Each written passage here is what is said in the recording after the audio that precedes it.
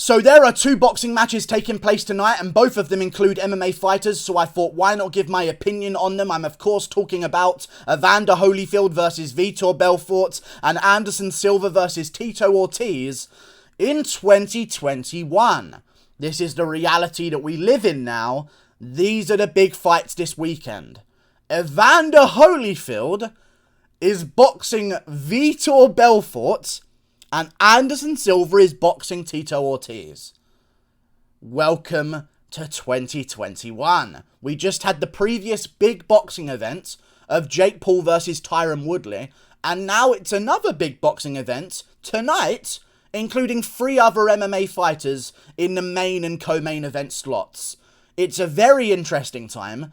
I mean, just on its own, Evander Holyfield is coming back to box. Like, that's a big enough storyline here without all of the matchups going on. If it was Evander Holyfield versus anyone, it would be a bit of big news. But let's just talk about this absolute shit show, okay? Let's start with the main event. Evander Holyfield versus Vitor Belfort. Because this is where we are.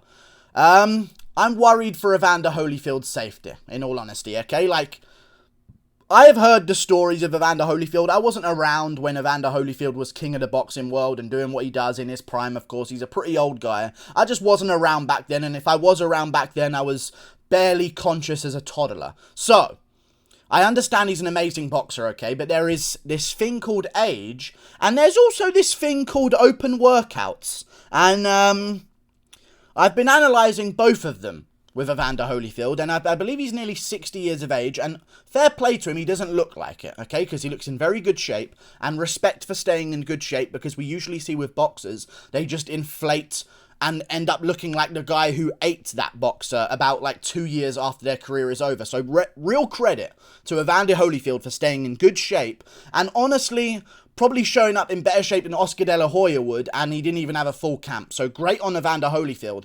But I watched his open workout video. And I'm not just saying this because I'm an MMA fan and Vitor Belfort's the MMA guy and I think Vitor's going to win. I believe Vitor's probably going to win this weekend. And I know that sounds crazy because it's Evander fucking Holyfield. But his open workout. I hope that the boxing fans agree with this sentiment. Have you ever, I'm going to describe his punching ability at this point in his life. Have you ever not been to the gym for a while, and then you go, really, really hard on biceps, and then you wake up the next morning, and there is, a mission to straighten your arms?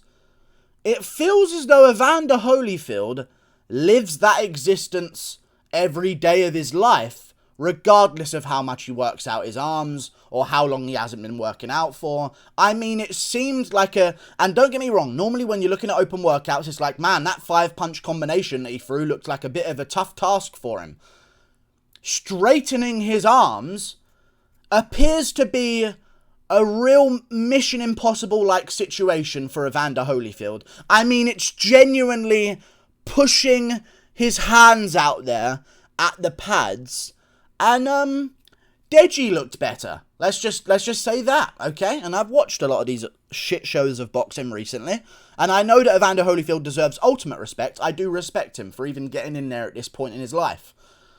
But, I hope, and there is an alternate universe here, that Evander Holyfield is tricking everyone, and he's going to come out there and look like an absolute phenom and dance around Vitor the entire night long and put him away at some point in the later rounds. I understand that could be a reality. But if that's not a reality, and I really doubt that that is a reality, so if it's not a reality,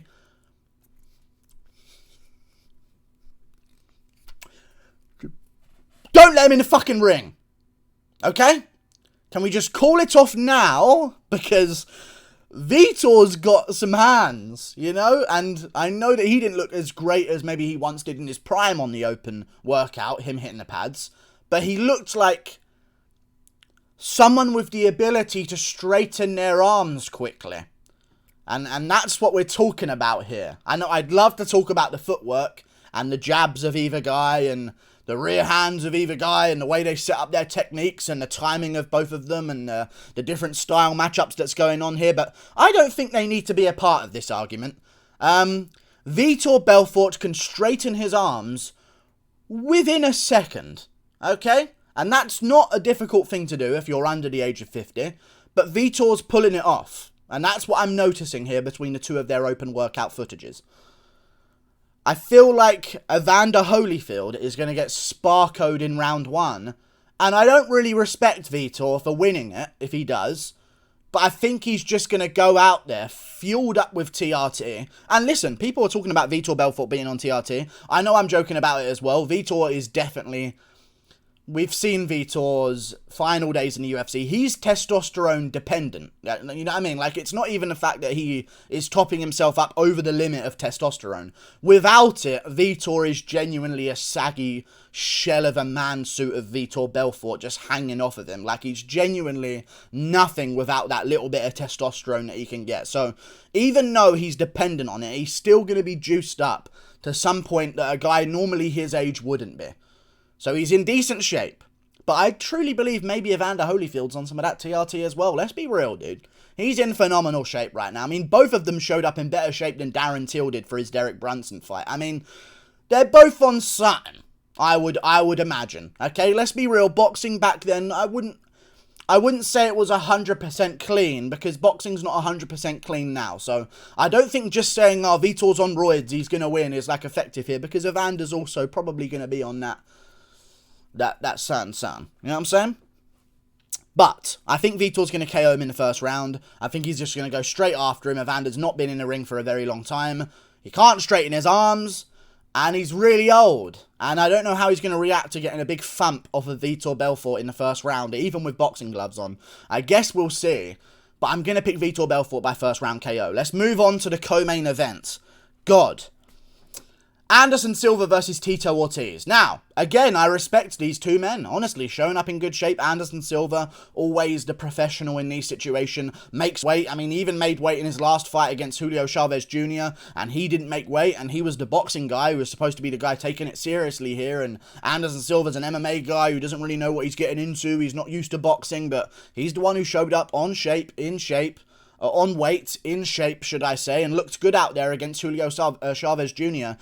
This is not really as much of a clown show with Anderson Silva. I think he genuinely does have some kind of ability in boxing. Like, he has a natural talent for it. He's very good at it. And I think he's going to continue to do this for the next few years of his career, because why not? He's probably making millions off of it. And there's like Logan Paul matchups to make. There's other big fights to make, of course, in the boxing world. I don't know what he's going to go to and where he's going to lead himself, but it might end in like a...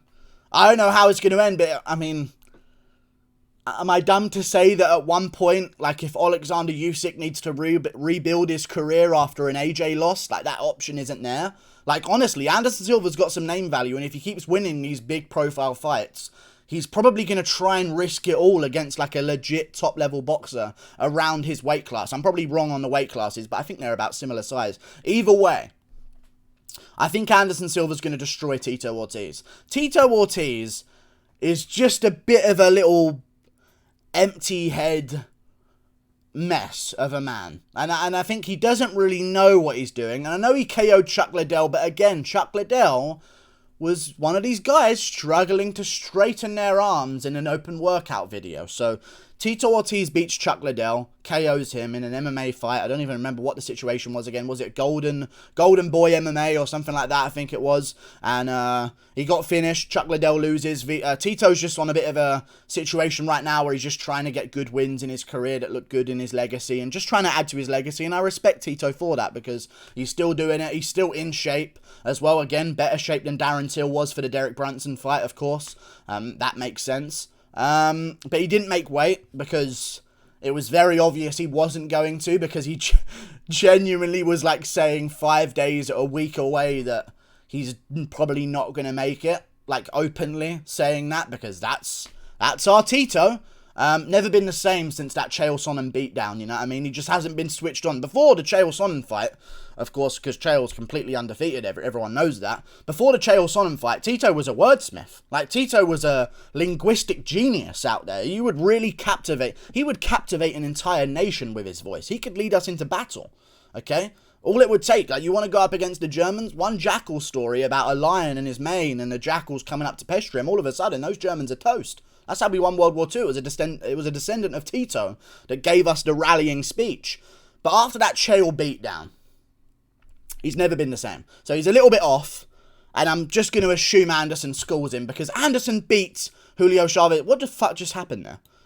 Alright, we're back.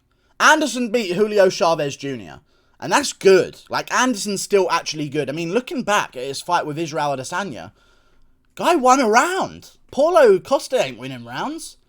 Whitaker ain't winning rounds, you know? Gastelum won a few, but, like, people typically aren't winning rounds against Israel Adesanya. Vettori didn't win a round. I mean, he could have arguably won 1 or 2, but he didn't win a round on the judges' scorecards. Anderson Silva unanimously won round 2 on every judge's scorecard, I believe, against Israel Adesanya, and had a pretty close round 1, but he just lost it. Like, I don't know. I think Anderson might still have it, and him not having to worry about takedowns or kicks and just working on his hands and his head movement, I think he can make a nice little couple-year run in these absolute circus shows of boxing matches, and maybe even call out Logan Paul after this one. I know they wanted to make it beforehand, so I'm sure if Anderson wins again in a high-profile matchup and is 2-0 in boxing officially, I don't know what he was before, maybe he does have some boxing wins in his career somewhere, but, like, if he's 2-0 and gets on the mic after this one and calls out Logan Paul again, if they are willing to make it the first time and try and make it the first time, I'm sure they'd be willing to make it the second time, because what really is Logan Paul going to do? Anderson Silva's, like, the big name. You could be, like, he's not the MMA GOAT, especially right now in his career, but you could argue that Logan Paul's gone after the boxing GOAT and Floyd Mayweather. Now it's time for the MMA GOAT, Anderson Silva, and that's how they'll market it. That's how they'll build up the fight. It'll probably be on the co-main event of Jake Paul's next matchup, and they'll sell it all together, try and do massive pay-per-view numbers. Maybe Jake Paul Floyd. This is not a joke anymore. This is the world we're in. I can say these things potentially could happen. You know how dumb that is? We could be living in a reality in March of next year where it's Jake Paul versus Floyd Mayweather in the main event and Logan Paul versus Anderson Silva in the co-main event. 2 brothers up against 2 GOATs. It's so dumb! But whatever though, we're here. I'm going to go with Anderson Silva by TKO in the second. Real classy stuff. I think he puts on a magical performance against Tito. Tito's just so stiff. His back is completely stiffened up. I don't see him moving around too well. Maybe he throws a couple of jabs out there quite well, but as soon as it comes to some intricate defense and bobbing and weaving that Anderson can still do in his career, I think Tito's going to really be too robust, too stiff, and just not have enough head movements to get out of the way of certain shots from Anderson Silva. But yeah, I'm going to go with that, and I'm going to go with Vitor Belfort in the first round of the main event. I feel bad for Evander. If he wins, respect, he played us all a fool in the open workouts, but there's no way the guy I saw in the open workouts is winning a boxing match. Listen, I'll tell you this at the end of the video. Maybe a lot of people have switched off already, so I could not get dislikes for this one sentence. I watched an Evander Holyfield open workout, and in my mind, and I'm so sorry to admit this, this is the truth though. I'm just telling the truth here. We're all friends. I'm just spitting the real. That's what I'm doing, okay? I watched an Evander Holyfield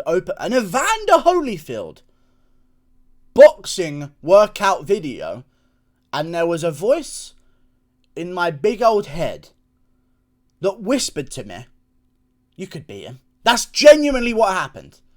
And that is not something I'm very happy to admit, but that's just the way my brain works when I see someone throwing punches like that.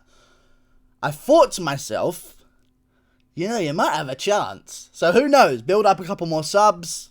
Maybe it'll be me versus these fucking old cunts.